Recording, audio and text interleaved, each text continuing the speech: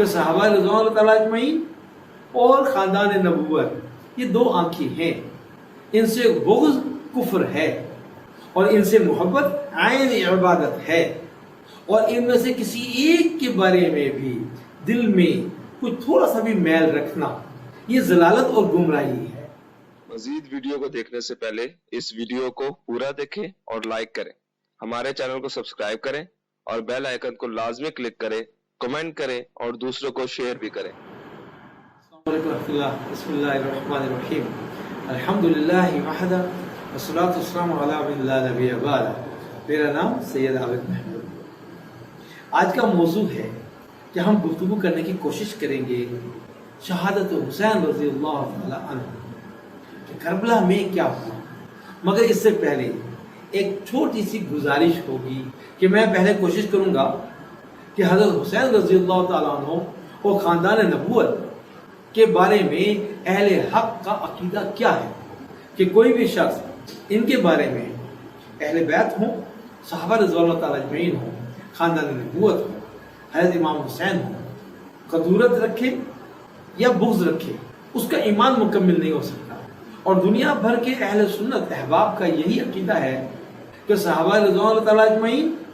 اور خاندان نبوت یہ دو آنکھیں ہیں، ان سے بغض کفر ہے اور ان سے محبت عین عبادت ہے، اور ان میں سے کسی ایک کے بارے میں بھی دل میں کوئی تھوڑا سا بھی میل رکھنا یہ ضلالت اور گمراہی ہے۔ تو حضرت امام حسین رضی اللہ تعالیٰ عنہ نے کوفہ کے لوگوں کی طرف سے انتہائی اصرار اور دباؤ اور بلاوے کی وجہ سے رخت سفر پہننے کا ارادہ کیا، تو حضرت عبداللہ بن عمر رضی اللہ تعالیٰ عنہ اور حضرت عبداللہ بن عباس رضی اللہ تعالیٰ عنہ اور آپ کے بھائی حضرت محمد حنفیہ رحمۃ اللہ علیہ، ان سب لوگوں نے مل کر اور علیحدہ علیحدہ بھی خیر خواہانہ طریقے سے اور خیر خواہانہ طور پر امام حسین رضی اللہ تعالیٰ عنہ کو جانے سے روکا، مگر چونکہ آپ سفر کا عزم کر چکے تھے اس لیے حضرت امام حسین رضی اللہ تعالیٰ عنہ نے ان کا کوئی مشورہ قبول کرنے سے انکار کر دیا اور سفر پر روانہ ہو گئے۔ اور اسی سفر کے دوران آپ نے اپنے چچا زاد برادر مسلم بن عقیل کو کوفہ میں قاصد بنا کر بھیجا تاکہ وہ وہاں جا کر وہاں کے حالات کو دیکھیں اور صحیح حالات کی اطلاع ہم تک پہنچائیں، اور اگر حالات درست ہوں، ٹھیک ہوں، ہمارے موافق ہوں تو ہم سفر جاری رکھیں۔ تو جب مسلم بن عقیل رضی اللہ تعالی عنہ کوفہ پہنچے تو 12,000 کوفیوں نے ان کے ہاتھ پر بیعت کی۔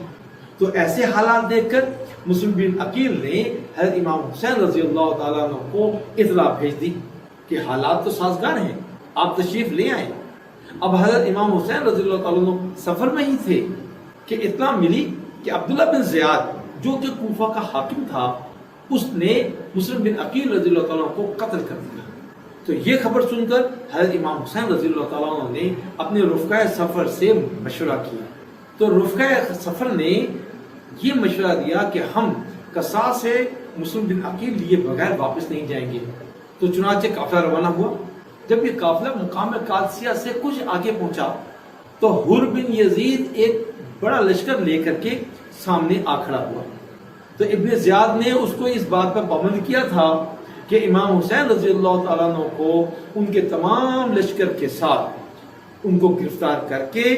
عبداللہ بن زیاد کے سامنے لایا جائے۔ تو حضرت امام حسین رضی اللہ تعالیٰ عنہ نے یہ معاملہ دیکھا تو اس کو تنبیہ کی کہ تم نے خود ہی تو خطوط لکھ کر مجھے بلایا ہے، تو اب دغا بازی اور دھوکہ کیوں کرتے ہو؟ اور پھر حضرت امام حسین رضی اللہ تعالیٰ عنہ نے وہ تمام خطوط ان کو دکھائے۔ تو حریر بن یزید نے آپ رضی اللہ تعالیٰ عنہ کو بڑے دھمکیانہ لہجے میں بات کی اور کہا کہ جنگ سے باز رہو، بصورت دیگر قتل کر دیے جاؤ گے۔ تو یہ سن کر ابن علی رضی اللہ تعالیٰ عنہ نے فرمایا میں روانہ ہوتا ہوں، اور نوجوان مرد کے لیے موت کوئی ذلت نہیں ہوتی جبکہ اس کی نیت حق پہ ہو اور وہ راہ جہاد میں جہاد کرنے والا ہو۔ پھر امام حسین رضی اللہ تعالیٰ عنہ نے اپنا دوسرا قاصد روانہ کیا جس کا نام قیس بن مسہر تھا۔ تو ابن زیاد نے ان کو بھی قتل کر دیا۔ جب ان کی قتل کی خبر حضرت امام حسین رضی اللہ تعالیٰ عنہ کو پہنچی تو امام حسین رضی اللہ تعالیٰ عنہ کی آنکھوں سے آنسو جاری ہو گئے۔ تو بالآخر بہت ایک طویل مشقت بھرا سفر طے کر کے 2 محرم 60 ہجری کو کربلا کے مقام پہ پہنچے۔ تو ادھر ابن زیاد نے عمر بن سعد کو ایک بڑا لشکر دے کر اس کا سالار بنایا اور اس کو جنگ کے لیے روانہ کیا۔ اور پھر جب عمر بن سعد کی حضرت امام حسین رضی اللہ تعالیٰ عنہ سے ملاقات ہوئی تو آپ رضی اللہ تعالیٰ عنہ نے عمر بن سعد سے آمد کی وجہ پوچھی۔ تو گفتگو کے دوران حضرت امام حسین رضی اللہ تعالیٰ عنہ نے عمر بن سعد کے سامنے کچھ اپنی پیشکش رکھی کہ آپ لوگ میری طرف سے ان 3 چیزوں میں سے کسی ایک چیز کو اختیار کر لو۔ اس میں نمبر 1، یا تو میں اسلام کی جو مملکت کی حدود ہیں ان سرحدوں میں سے کسی ایک سرحد کی طرف جانا چاہتا ہوں اور مجھے جانے دیا جائے تاکہ وہاں جا کر میں حوضہ اسلام کی حفاظت کر سکوں، اور نمبر 2، یا میں مدینہ منورہ کی طرف چلا جاؤں اور مجھے واپس جانے دیا جائے، اور نمبر 3، مجھے اس بات کا موقع دیا جائے کہ میں یزید سے بالمشافہ ملاقات کر کے اس سے بات کروں۔ تو عمر بن سعد نے اس بات کو قبول کیا اور آپ رضی اللہ تعالیٰ عنہ کی یہ تینوں پیشکشیں ایک کاغذ پہ رکے پر لکھ کر ابن زیاد کے پاس بھیجی، جس کے نتیجے میں ابن زیاد نے اپنا یہ حکم نامہ واپس بھیجا کہ میں صرف ایک بات قبول کرتا ہوں کہ حسین ابن علی رضی اللہ تعالیٰ عنہ اپنے پورے لشکر کے ساتھ ہماری اطاعت کر لیں۔ تو حضرت امام حسین رضی اللہ تعالیٰ عنہ کو جب اس بات کی خبر ہوئی تو مطمئن کو انتہائی جوش کے ساتھ خطبہ دیا۔ تو تمام رفقا نے آپ رضی اللہ تعالیٰ عنہ کے ساتھ ہمدردی اور ساتھ دینے کا یقین دلایا۔ تو وہ رات آپ حضرت نے اللہ سبحانہ تعالیٰ کے سامنے آوازاری میں گزار دی اور دشمن کے گھوڑا سوار ان کے خیموں کے گرد پوری رات گھومتے رہے، اور آخر 10 محرم کو فجر کی نماز کے بعد حضرت امام حسین رضی اللہ تعالیٰ عنہ نے اپنے اصحاب کی صفیں بنائی جن کی کل تعداد 72 تھی۔ تو میدان کربلا میں عمر بن سعد اپنے لشکر کے ساتھ حملہ آور ہوا۔ تو اس طرح باقاعدہ ایک جنگ شروع ہو گئی، دونوں طرف سے ہلاکتیں اور شہادتیں ہونا شروع ہوئی، اور آخرکار دغا بازوں کا لشکر حاوی ہو گیا، اور نتیجتاً حضرت امام حسین رضی اللہ تعالیٰ عنہ کا خیمہ جلا دیا گیا، اور دشمنوں نے انتہائی صفاقی اور بے دردی کے ساتھ معصوم بچوں کو بھی خون میں نہلا دیا۔ اور چشم فلک نے یہ منظر بھی دیکھا کہ جب زرع بن شریک نے نباس رسول صلی اللہ علیہ وسلم کے بائیں کندھے پر اپنی تلوار سے وار کیا تو آپ رضی اللہ تعالیٰ عنہ کمزوری کی وجہ سے پیچھے کی طرف ہٹے۔ تو سنان بن ابی عامر بن انس نخعی نے ایک زوردار وار نیزے سے کیا، جس کی وجہ سے حضرت امام حسین رضی اللہ تعالیٰ عنہ زمین پر گر گئے، اور پھر اس نے آگے بڑھ کر خاتون جنت کے نور نظر کو ذبح کر دیا اور سر تن سے جدا کر دیا۔ اس خون ریز مارکہ میں حضرت امام حسین رضی اللہ تعالیٰ عنہ کی طرف سے 72 احباب شہید ہوئے، اور کوفیوں کی طرف سے 88 لوگ قتل ہوئے، اور ظلم بلا ظلم یہ کہ حضرت امام حسین رضی اللہ تعالیٰ عنہ کا سر کاٹ کر ابن زیاد کے دربار میں پیش کیا گیا۔ تو اس نے انتہائی گستاخی کے ساتھ چھڑی کے ساتھ اب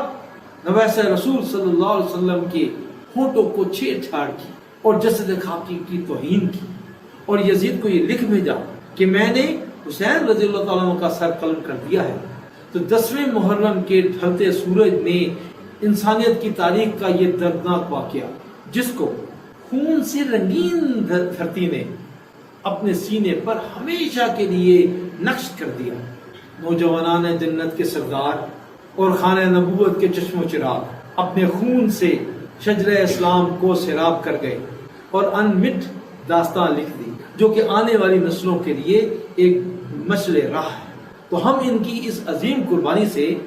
اپنی زندگی اللہ اور اس کے رسول صلی اللہ علیہ وسلم کے مطابق بنانے کی فکر کریں،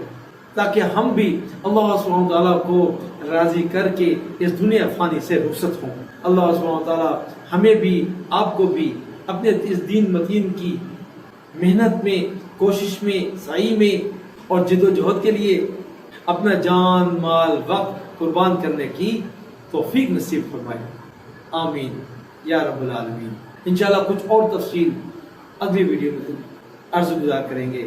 اس وقت تک کے لیے اجازت۔ اللہ آپ کو حامی و ناصر ہو۔ جزاکم اللہ خیر. السلام علیکم.